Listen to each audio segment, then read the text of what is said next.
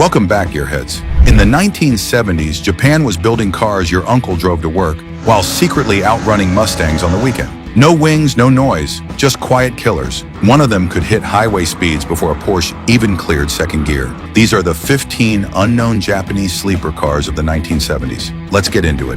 Number 15. 1975 Nissan Stanza 1600 GX. From the outside, it looked like something a school principal might drive. Boxy, responsible, utterly forgettable. But this next machine, tucked under that plain sheet metal, had just enough bite to humble cars twice its reputation. Built on Nissan's lesser-known A10 platform, the 1975 1600 GX was part of the Violet series, an oddball caught between economy and ambition. It wasn't the top-tier Bluebird, and it didn't pretend to be. But Nissan quietly gave it just enough muscle to make people blink twice. Under the hood, a rev-happy 1.6-liter L16 engine pushing out 95 horsepower and 94 pound-feet of torque. Modest on paper, sure, but paired with a lightweight body and a tight 4-speed manual, it could lurch off the line and pull 0 to 60 miles per hour in under 11 seconds. Not blistering by today's standards, but in mid-70s suburban Japan, it was sneaky fast. The 1600 GX trim wasn't all badges either. It had sportier suspension tuning, dual carburetors, and, crucially, less weight to carry around than its siblings. That gave it an edge in corners and quick bursts of acceleration, especially when lined up against domestic rivals that looked faster than they actually were. The GX felt alive above 3,500 RPM, rewarding drivers who knew how to keep it on the boil. On tight roads, it could embarrass bigger, thirstier machines, but not everything was golden. The styling was forgettable at best. Another bland 3-box sedan in a sea of similar shapes. Inside, it was functional but uninspired, with plastic trim and minimal driver engagement,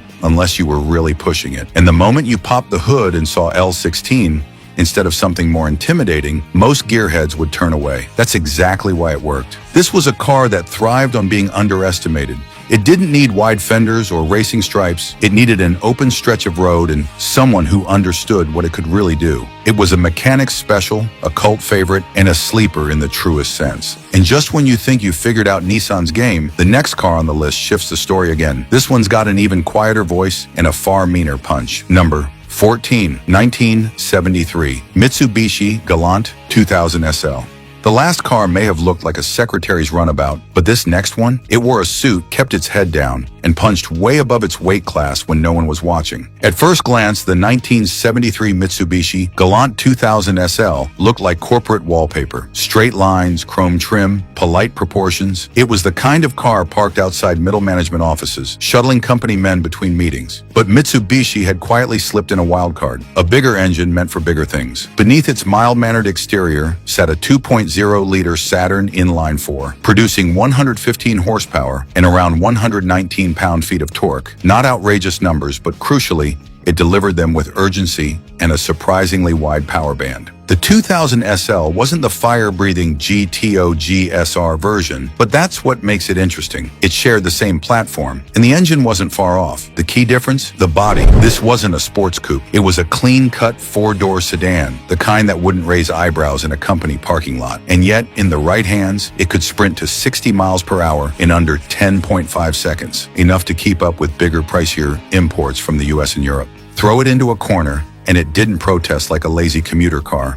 It responded tightly, like it had something to prove. What made the SL variant so special was its subtlety. No rear spoiler, no racing stripes, just a tasteful badge and a quiet growl when you push the throttle. It was the kind of car your dad might have driven, until someone tried to race him at a red light and ended up trailing its taillights. Of course, it wasn't perfect. The cabin felt dated even by early 70s standards, and the steering could be vague at speed. The weight distribution wasn't ideal either. Up front, it felt heavier than it should have. But none of that mattered to those who knew its secret. This car could run. It was the kind of sleeper that survived by keeping its mouth shut. And just when you think Mitsubishi had no more surprises left, the next entry steps in with a badge you think you know, but specs you definitely don't. Number 13. 1974 Toyota Corona RT104 2000 GT. If the Galant 2000 SL was the polite office worker with a secret hobby, this next one was the neighborhood uncle, always around, always quiet, until someone brought up the performance. Then his eyes lit up. At face value, the 1974 Toyota Corona RT104 2000 GT didn't stand out. It was a staple of middle-class Japan, known more for reliability than speed, a car you'd expect to find outside a pharmacy, not tailing a skyline through mountain passes. But the 2000 GT badge on this one wasn't just for show. Toyota quietly fitted it with the same 2.0-liter 18RG twin-cam engine that powered sportier Celicas and Carinas, an underrated gem that spun freely and delivered 130 horsepower and around 123 pound-feet of torque. That's a healthy bump over the usual Corona fare, especially in a car that looked like this pedestrian.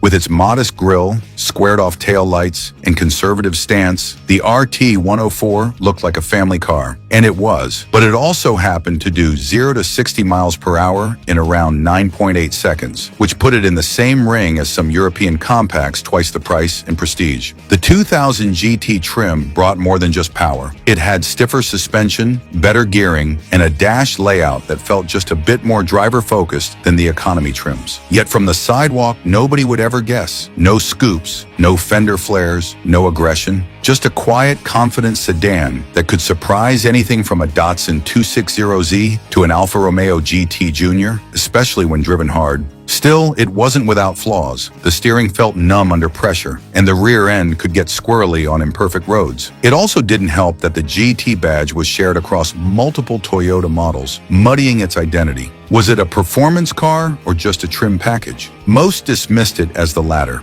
and that's where they went wrong. Because under that dull beige paint and vinyl roof was something Toyota didn't talk much about. A genuine backroad performer with nothing to prove. And just when you think Toyota had played all its hands, the next car shows up with even less flash and just enough fury to rewrite the rules again.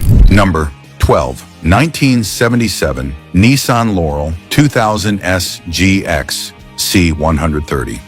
If the Corona 2000 GT was the quiet uncle with a past, then what comes next is the uncle's older brother, more refined, more composed, but not someone you'd ever want to challenge in a straight line. The 1977 Nissan Laurel 2000 SGXC 130 looked like it belonged in a tax accountant's driveway or parked at a wedding hall, blending in perfectly with its understated chrome details, conservative silhouette, and dignified presence. But hidden beneath all that calm was a surprising amount of muscle. Nissan outfitted the SGX trim with the 2.0-liter L20E inline 6, one of their early fuel-injected engines. It made around 130 horsepower and 130 pound-feet of torque, respectable for a car its size and whisper quiet in operation. This was no sports car, but it had poise. It could go from 0 to 60 miles per hour in roughly 10 seconds. Not earth-shattering, but a quiet threat in an era where most sedans were barely crawling into the double digits. And unlike flashier cars of the time, the Laurel didn't advertise what it could do. No racing stripes, no wild wheels, just long body lines, soft leather, and a hint of menace if you look too long at the dual headlights. But the best part? It shared chassis DNA with the skyline of the era. So while the Laurel wasn't tuned like a GTR, it had similar bones. Swap the tires, maybe the springs, and suddenly this polite sedan started behaving like something that didn't belong in the slow lane. Of course, it wasn't perfect. The Laurel learned more luxury than raw performance. Its weight dulled some of its athletic potential, and it was tuned for comfort first. But that's what made it the perfect sleeper. It didn't try to be a sports car. It was too busy being better than one, quietly. Number 11. 1975. Nissan Sunny Excellent 1400 GXPB 210. From the outside, it looked like every other compact car pulling into a suburban driveway. Modest, boxy, and built for practicality. But behind the wheel, things were different. Sharper, punchier, and far more alive than you'd expect. This was the 1975 Nissan Sunny Excellent 1400 GX PB 210. A car that kept its cards close to the chest until the road begged for more. Born from Nissan's ambition to inject new life into its Sunny lineup, the Excellent was a step above. While the standard Sunny B210S were focused on efficiency and affordability, the PB210 chassis brought with it a unique trick, a 1.4 LL14 engine, pulled straight from a larger platform. That meant 95 horsepower in a car weighing under 900 kilograms. Suddenly, your mild-mannered commuter had real teeth. The The twin-carb setup gave it crisp throttle response and surprising mid-range torque for a car of its class. Nearly 115 Newton meters, putting it well ahead of the economy crowd. While not built for drag strips, the 0 to 60 mile/hour sprint in just under 11 seconds felt quick when paired with the light, responsive chassis and nimble suspension. You could hustle it through corners and leave heavier, more bloated sedans second-guessing their footing. But what really made the 1400 GX a sleeper was how stealthy it looked. No flared fenders, no racing stripes, just the subtle GX badging, slightly wider steel wheels, and a keen eye would notice the tachometer tucked into the dashboard. That was it. Everything else screamed, "I'm just here to pick up the groceries." Yet it had the lungs to run with some of the best compacts of the decade. It never tried to be flashy, and that was its genius. It blended into traffic, disappeared into parking lots, and still had enough grit to go head-to-head with cars carrying twice the attitude. The sunny, excellent 1400 GX didn't shout, it whispered, and that whisper was often fast enough to leave others in the dust. Number 10, 1977. Toyota Carina 2000 GT.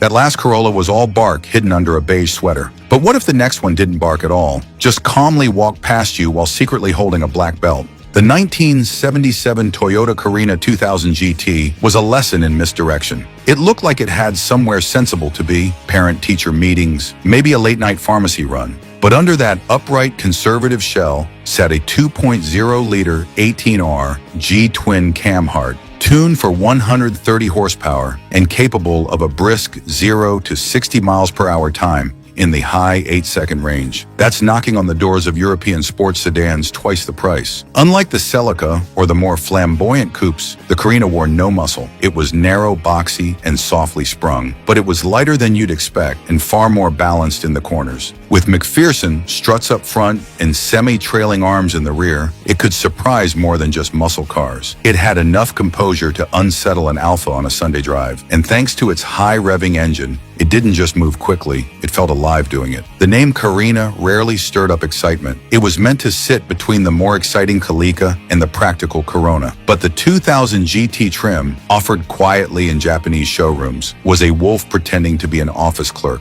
It even came with a 5-speed manual, rare in a car that looked built to cruise at 40. But this wasn't a car without flaws. Cabin noise at higher revs bordered on obnoxious. The cabin trim was economy grade at best, and the lack of aggressive design meant even enthusiasts overlooked it, then and now. But that invisibility, that's exactly what made it dangerous. So here's a question for you. If you had to park one of these sleepers in your driveway, subtle outside, savage inside, would it be this understated Carina? Or does another car on this list speak louder in silence? Drop a comment and let me know. Number 9, 1971 Isuzu Florian 1600 SS. That Carina may have kept its fangs tucked away, but the next contender, it didn't even have teeth on paper until you found out how fast it could bite.